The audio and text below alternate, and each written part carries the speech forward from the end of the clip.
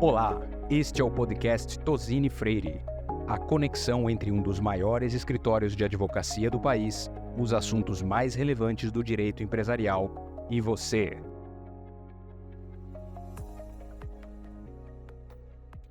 Olá a todos e a todas, sejam muito bem-vindos a mais um podcast de Tozini Freire Advogados. Hoje nós vamos conversar sobre um tema que é centro de discussão no setor de logística e transporte, o piso mínimo do frete. A ideia da conversa de hoje é nós passarmos pelos principais marcos legais, comentar um pouco sobre como tem funcionado a fiscalização na prática e comentar também algumas decisões recentes do Poder Judiciário sobre o tema. E para falar sobre esse assunto, eu convido os meus sócios com expertise nessa área, José Augusto, sócio da nossa área de Direito Administrativo e Relações Governamentais, e Vinícius Berni, sócio da área de Resolução de Disputas de Tozini Freire Advogados. Vou começar com o José Augusto, que eu não consigo chamar de José Augusto, só de Guto. Por favor, por favor. Guto, nós estamos vivendo aí uma nova onda da implementação da política de frete mínimo. Você podia situar para a gente essa nova onda num contexto histórico? Claro, primeiro eu quero saudar meus queridos sócios, Vinícius, que veio de Porto Alegre aqui, pagou o frete mínimo para chegar aqui, e a Mônica, minha querida sócia, meu sócio da área de contencioso, um prazer falar sobre frete mínimo com vocês, é um assunto que está quente, envolve muito as nossas áreas de direito administrativo e contencioso, porque fatalmente em algum momento já está judicializado desde meados de 2020 e agora com essa nova medida provisória, a tendência é que isso em algum momento vai desembocar no Poder Judiciário, se é que já desembocou na verdade, a gente já tem algumas discussões, né, Vinícius, que já chegaram lá. Frete mínimo, falando um pouco sobre regulação, que é minha área de atuação, é uma daquelas regulações forçadas. Não foi uma daquelas, lá em 2018, quando esse assunto surgiu, vamos lembrar, greve dos caminhoneiros, né, 2018, depois uma nova greve em 2020, ali surgia aquele contexto de pandemia ali, com aquele medo de uma greve dos caminhoneiros parar o país. E então não foi uma regulação que surgiu de forma orgânica, pensada, construída pelo Congresso Nacional, junto com a sociedade, com a análise de impacto regulatório, não. Foi na pressão que acabou gerando uma medida provisória lá atrás, editada pelo Michel Temer, reverteu na lei do frete mínimo, e nessa primeira onda ela não pegou, digamos assim, ela teve um impulso inicial em resposta a esse clamor público por um reajuste no valor do frete, muito encabeçado pelos caminhoneiros. No fim do dia, o frete mínimo é uma demanda da categoria dos transportadores autônomos, que acabou englobando também as empresas, as pessoas jurídicas, mas no fim do dia, no começo da história, começou com uma demanda dos transportadores autônomos. Isso, houve esse impulso inicial, mas não houve assim uma atração muito grande assim, do ponto de vista de fiscalização. Não teve um volume expressivo de autos de infração, como a gente está observando agora, a partir dessa segunda onda. Os valores das multas não eram tão altos, a gente está falando naquele universo de R$500 a R$10.500, não eram valores que assustavam, não tinha como agora a possibilidade de você perder a licença para transportar, não tinha possibilidade de quebra de personalidade, não tinha multas milionárias, então acabou que depois que teve uma perda desse clamor inicial, acabou que o assunto deu uma diminuída na tensão. Então, recentemente, a gente, pelo menos na minha experiência aqui no escritório, nos últimos, especialmente até meados de 2025, não havia um volume muito expressivo de autos de infração sendo recebidos pelas empresas. Aí, esse era o cenário. E, além disso, teve a judicialização, que depois o Vini pode comentar melhor, a ADI, perante o Supremo, que mandou suspender os processos judiciais. E apesar de os processos administrativos, as autuações da NTT estarem liberadas, fato que a discussão judicial acabou dando uma esfriada, botou um freio aí de arrumação na atuação da NTT. Corta agora para 2025. A gente tem segundo semestre de 2025, a NTT implementa uma nova forma de emitir os autos de infração. Ela passa a obrigar que determinadas informações sobre frete sejam incluídas em sistema, dos MDFEs, os manifestos de transporte, os conhecimentos de transporte passa a ter uma carga regulatória maior de informação. E, a partir disso, a NTT começa a fazer cruzamentos via sistema. Ela não mais precisa estar na rua, na estrada, para fazer fiscalização de frete mínimo. Ela faz isso por meio de tecnologia. Isso gera um incremento, um salto. A partir do segundo semestre de 2025, a gente via aí pegar as curvas, né, de número de infrações, saltou aí de coisa de... ao longo de, se não me engano, de 2020 a 2024, era coisa de 10, 20 mil infrações no total. Só na segunda metade do ano passado já eram mais de 40. Então, teve um incremento grande.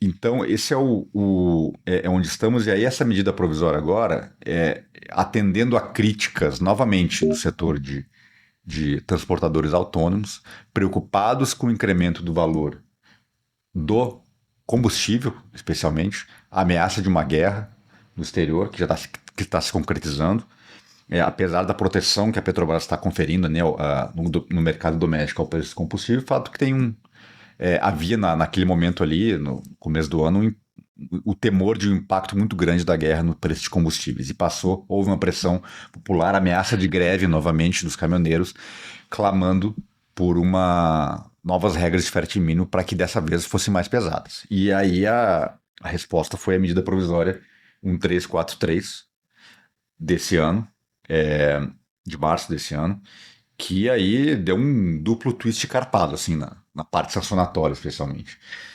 Passou a prever que para os reincidentes, multas de 1 milhão a 10 milhões de reais, possibilidade de quebra de personalidade jurídica dos transportadores e dos contratantes, possibilidade de cancelamento do direito de transportar e de contratar frete para os reincidentes. Então, discussões à parte sobre constitucionalidade e legalidade disso, o fato é que assustou muito. A nossa experiência aqui no escritório mostra que a demanda envolvendo frete mínimo disparou. Né? Então, é onde estamos agora. Já há demandas no âmbito da própria DI, que discutia lá atrás a constitucionalidade, novas petições reforçando o pedido de reconhecimento de inconstitucionalidade. A gente sabe de empresas que já receberam mais de 300 autos de infração. Então, o enforcement agora está muito pesado, seja pela questão tecnológica e seja pelo impulso desse novo marco legal que foi recentemente estabelecido. Aí uma outra pergunta que não sei como responder ainda como é que a NTT, o órgão regulador, vai dar conta de gerir. Até agora nesse ano já foram mais de 140 mil autos de infração emitidos. Como que o órgão regulador irá gerenciar tanto auto de infração, tanta defesa, tanto recurso? Fica a pergunta, será que não... acho que não teve uma análise de impacto regulatório, como eu falei, né? Não foi algo orgânico, foi feito algo na pressão, né? Na Sorrelfa ali.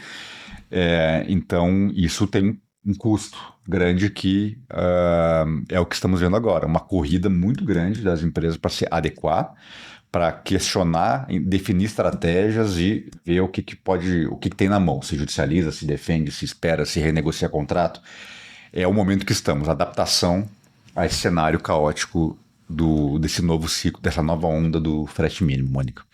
Então, se eu entendi bem, a gente tem dois momentos importantes, né? Um em 2018, lá em 2018, quando a gente tem a primeira greve dos caminhoneiros, uma MP que depois foi convertida em lei, que, de certa forma, buscou regulamentar a questão do frete mínimo, e depois disso, num segundo momento agora, digamos assim, uma conjugação de fatores, né, entre um aprimoramento das técnicas de fiscalização por parte da NTT e, ao mesmo tempo, uma nova medida provisória que aí impõe outras sanções que não só as pecuniárias, né, às empresas, é isso?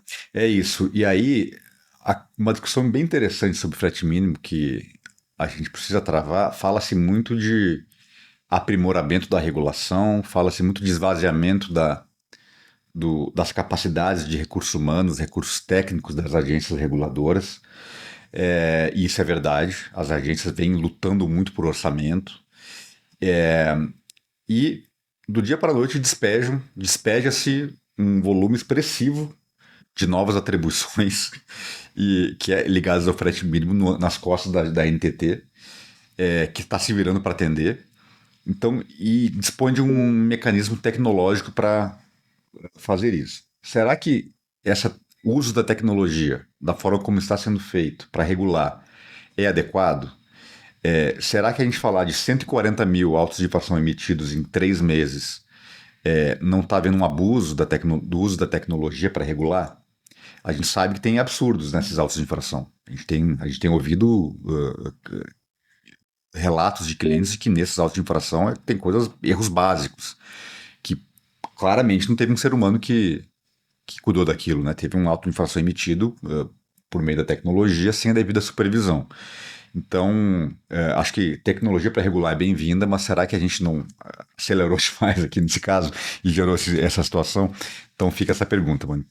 Acho que a gente pode voltar a ela logo mais, mas antes eu queria falar um pouco com o Vinícius sobre, né, como o nosso judiciário tem reagido a esse novo marco legal, né? Como todas as discussões, grandes marcos, eles são testados e, enfim, interpretados pelo Poder Judiciário. O Guto já comentou aqui, né, sobre a discussão a respeito da constitucionalidade do marco legal.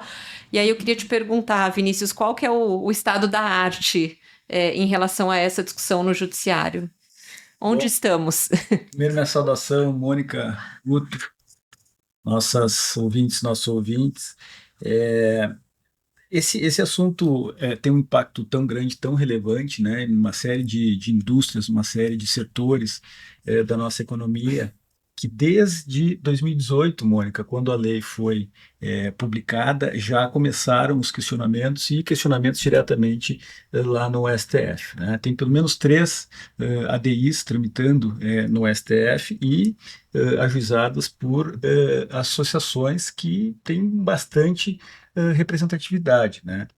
A primeira delas foi a Associação dos Transportes, a Associação do Transporte Rodoviário de Cargas do Brasil, a ATR, mostra que é um setor altamente impactado, né? Essas empresas de transporte e de logística muitas vezes não contam somente com frota própria, acabam subcontratando, né? Contratando seja transportadores autônomos, seja empresas comerciais, né? Que acabam fazendo o frete. Então, isso impactou de maneira significativa esse setor, porque eles ficam espremidos entre uma pressão de mercado por preço, né? E uma lei que os obriga a pagar um frete mínimo. É uma equação que é muito complexa, difícil de resolver, né? O que a gente escuta do mercado é que é uma lei de difícil cumprimento, né? O que tem um impacto nos negócios que é muito significativo e muitas vezes desproporcional e que não é razoável. Tem uma ação direta de inconstitucionalidade também proposta pela Confederação da Agricultura e da Pecuária do Brasil, a CNA, tudo isso lá em 2018, ainda nessa primeira onda que o Guto falava, né? Que também, né, o agronegócio depende muito, o frete é um fator importantíssimo, né, no custo do agronegócio como um todo. Então, esse é um setor que tem sido bastante impactado, por isso a CNA já agiu lá no começo. E também a CNI, né, porque toda a indústria é naturalmente radicalmente impactada por essa lei. Lá em 2018, inicialmente, o relator dessas ações, das 3 ações, é o ministro Luiz Fux. Foi deferida uma medida liminar inicialmente para suspender a aplicação da lei. E imediatamente, logo após, e aí possivelmente muito fruto desse impacto também, né? O impacto ele tem mais de uma natureza. O impacto é também nos transportadores, tem toda essa pressão política, tem todo esse jogo político, né?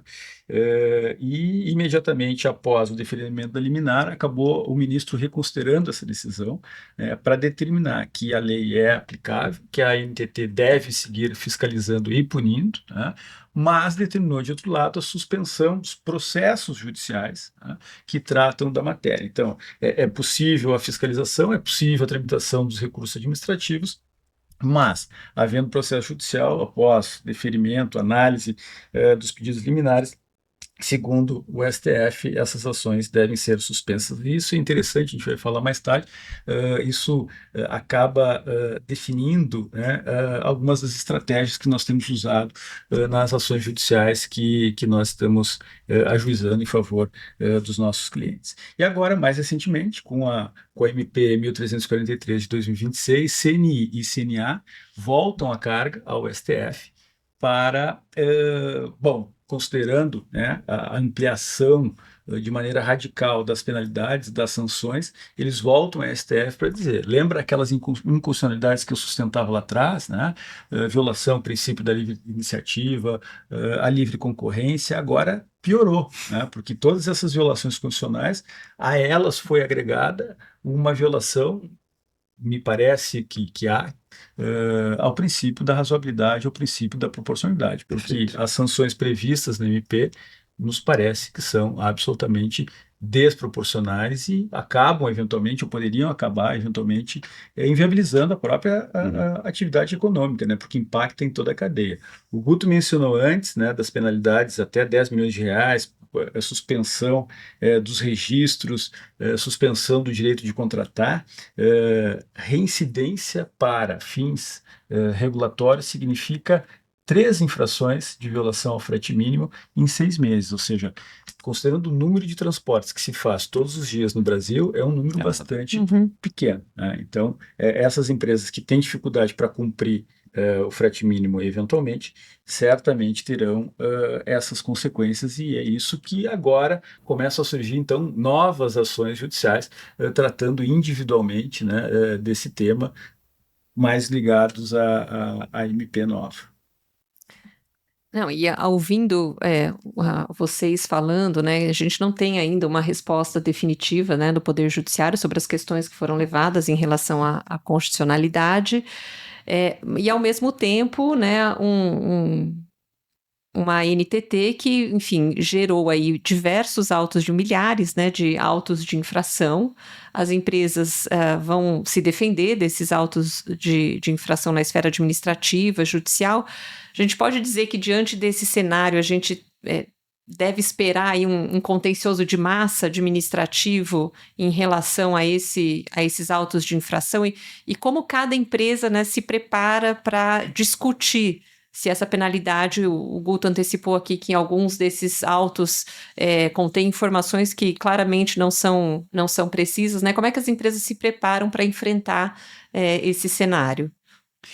Aqui tem diferentes frentes, Mônica. Quero bater uma bola com o Vini sobre isso. Tem toda uma dimensão de discussão constitucional, legal, que é uma discussão que já está sendo travada sobre isso, mas tem coisas mais comezinhas. Como eu falei, auto de infração mal preenchido, informação incorreta, que na hora de o sistema da NTT buscar no CIOT, no MDF, buscou errado, não tem a referência adequada. Então, eu acho que é importante a gente separar as empresas, ao montarem as suas estratégias, primeiro fazer uma análise muito bem feita sobre compliance a essas normas. O que eu preciso fazer para estar de acordo com o frete mínimo? Acho que essa é a primeira dimensão, olhar com calma as resoluções que saíram, a nova medida provisória.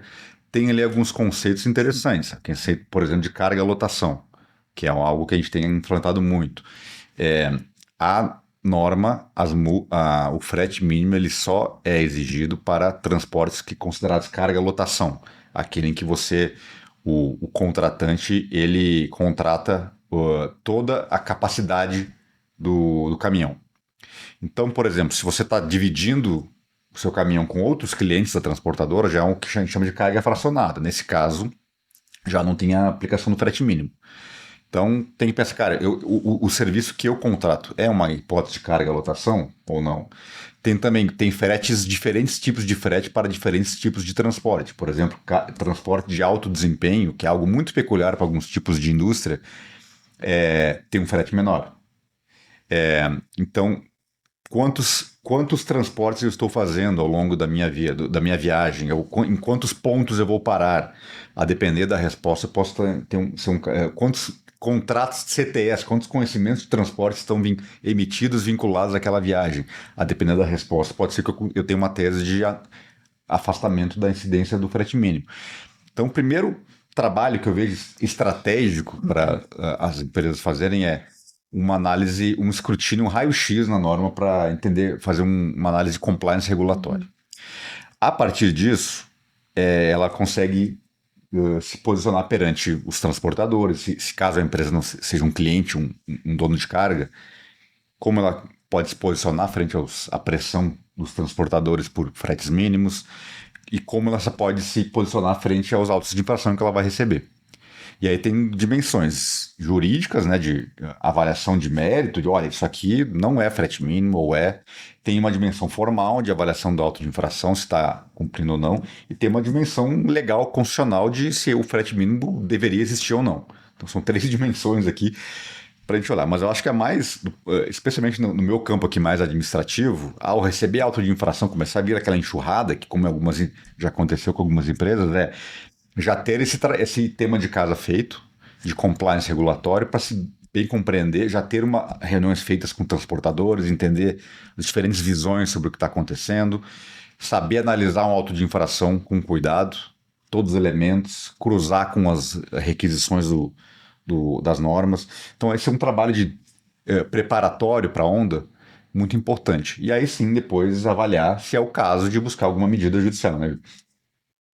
É isso mesmo, esse trabalho prévio, né, de definição, de olhar para dentro da empresa, a gente tem feito muito, né, Guto, aqui dentro do escritório. E tem sido muito interessante, né? Porque os clientes nos apresentam todo o arsenal logístico, né? Todas as formas de utilização do frete, e a partir disso a gente consegue identificar e fazer um planejamento para que possa dizer ao cliente se é possível, de alguma forma, mitigar o risco, né? O Guto acabou de falar de uma estratégia, por exemplo, de fracionamento.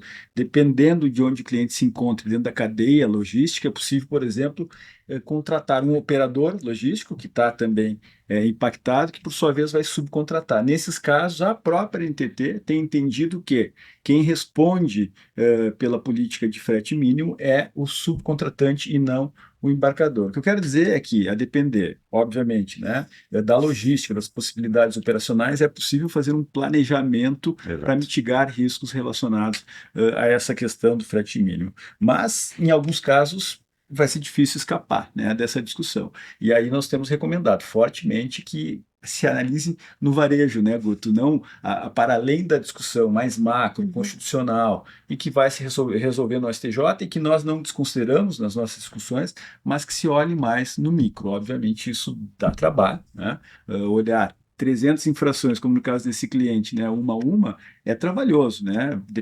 Tem um esforço para isso. Mas, nesses casos, o que o Guto falou é absolutamente verdadeiro, né? Em muitas situações, nós identificamos autos de infração absolutamente inadequados, né?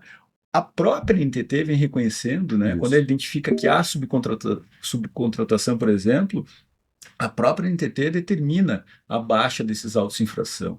Quando há fracionamento de carga, a mesma coisa. Ou seja, isso mostra aquilo que o Guto falou antes, né? Da forma assoberbada como vem sendo lavrados esses autos de infração de um lado, e de outro lado a necessidade de se olhar no detalhe, no varejo, cada um desses autos de infração. Tá? Eventualmente não resolvendo na esfera administrativa, nós temos ajuizado, por exemplo, ações anulatórias, onde numa primeira parte se discute justamente a consistência ou não, né, dos autos de infração, e se aborda também essas questões de mérito relacionadas à constitucionalidade ou inconstitucionalidade, né, como nós defendemos, da lei do frete mínimo, agravada pela medida provisória. Então, nós temos tentado adotar, porque tem naturalmente uma preocupação muito grande das empresas, né? Bom, eu estou ameaçado aqui, tá?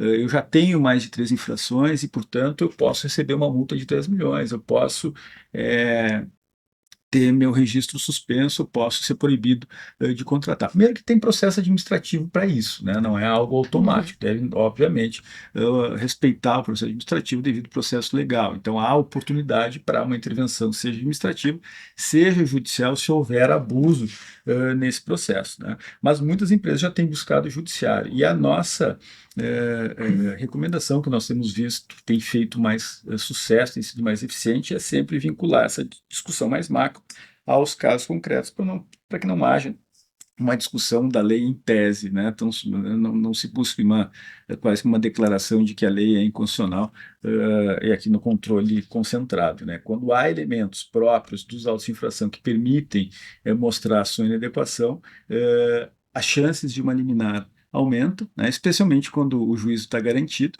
Ato contínuo haverá provavelmente a suspensão do processo por conta dessas decisões do STF que eu mencionei anteriormente, e com isso, a rigor, a NTT sequer poderia instaurar processo administrativo por conta dessas infrações discutidas para aplicar as punições mais severas, né? Se está suspensa a exigibilidade dos autos de infração, isso não poderia dar ensejo às outras discussões. Então, essa é uma discussão. Mas tem empresas que têm ajuizado, inclusive, mandados de segurança, né?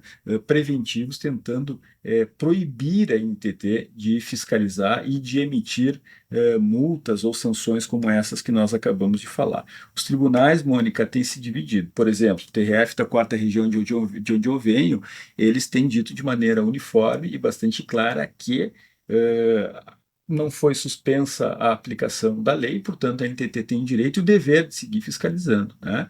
E os processos devem ficar suspensos, né? Claro, após a análise da liminar, enquanto não houver julgamento pelo STJ. O TRF da 3ª região, aqui em São Paulo, já tem decisões mais díspares, algumas, inclusive, proibindo a NTT de autuar, né? de seguir autuando com base especialmente na MP nova que aumentou o rigor nas sanções. E aí a gente vê o comportamento do STF, melhor dizendo. Em um dos casos há uma reclamação para o STF dizendo que essa decisão, né, que proíbe a NTT de fiscalizar, viola aquelas decisões liminares do ministro Luiz Fux. E nesse caso há uma reclamação, e nessa reclamação foi deferida uma medida liminar, nesse caso pela ministra Carmen Lúcia, dizendo que isso é verdadeiro e que, portanto, não pode ser mantida essa decisão que proíbe a NTT de fiscalizar. Ou seja, o assunto está quente na discussão, tanto no setor, né, quanto no judiciário. Mas no início, o Guto falou um pouco aqui sobre, né, o primeiro ciclo lá de 2018 e que parece que ali o frete mínimo não foi uma coisa assim que teve tanta repercussão, não pegou muito, talvez por conta, né, de uma fiscalização que não fosse assim tão assídua, não tivesse tanta ferramenta. E agora a gente está num segundo ciclo. E aí esse ciclo veio para ficar ou é algo que tende a perder força também? É uma coisa de momento ou a gente deve seguir enfrentando essa discussão? Mônica, eu trabalho com regulação de diferentes setores, eu sou muito cético com regulações feitas a quente, como é o caso dessa.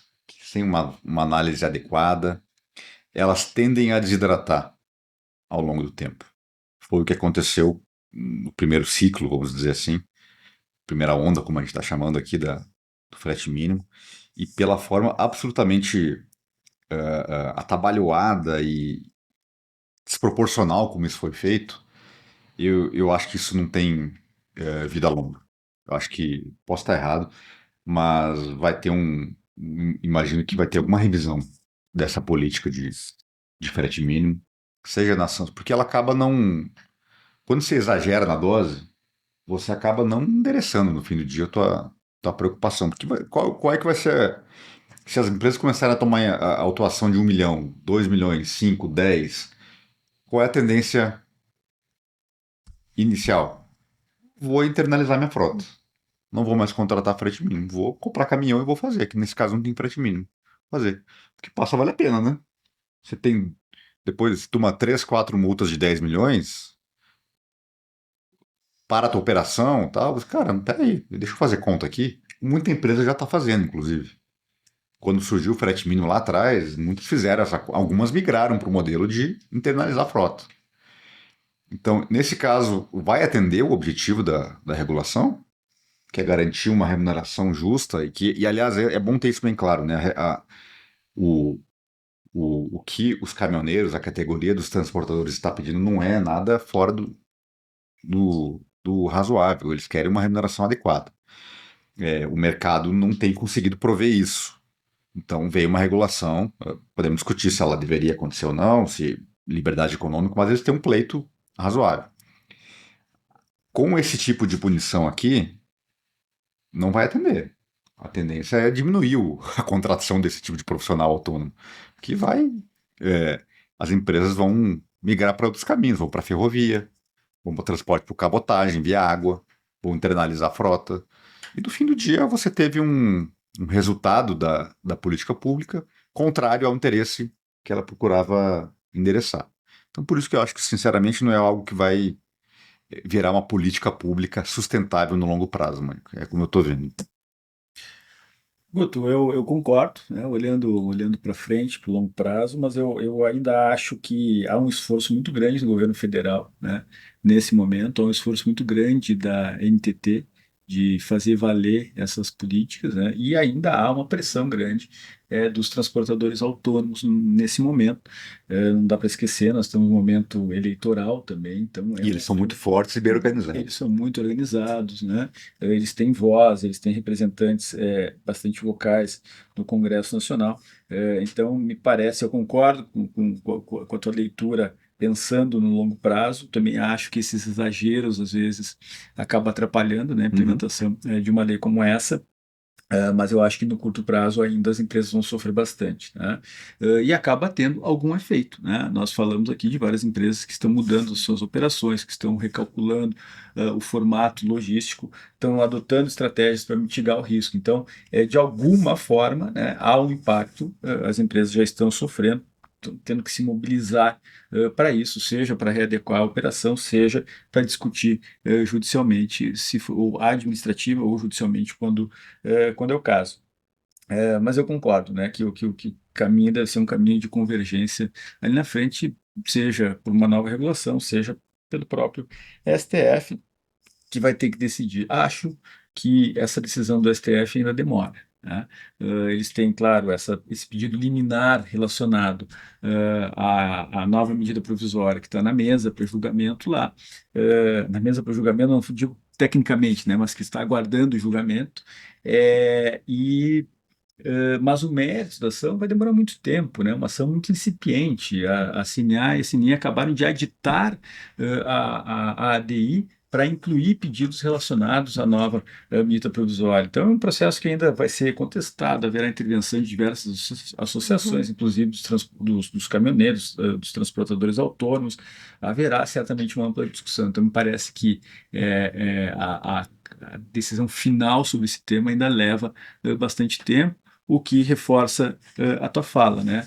Talvez não seja possível esperar isso, e em algum momento os interessados agentes aqui terão que sentar à mesa, negociar e propor uma regulação que seja adequada, razoável, proporcional e factível, né? E que não gere impacto econômico tão severo. Até que isso aconteça, temos bastante trabalho para frente, Mônica. Com certeza. Tem muita coisa para acontecer até que esse ajuste de rota aconteça. Muito obrigada. Estamos chegando aqui ao fim da nossa conversa. Queria agradecer ao Guto e ao Vinícius por compartilhar toda essa experiência em relação ao tema. E se você tiver interesse e quiser se aprofundar, podem seguir as nossas publicações no nosso site. E muito obrigada pela audiência.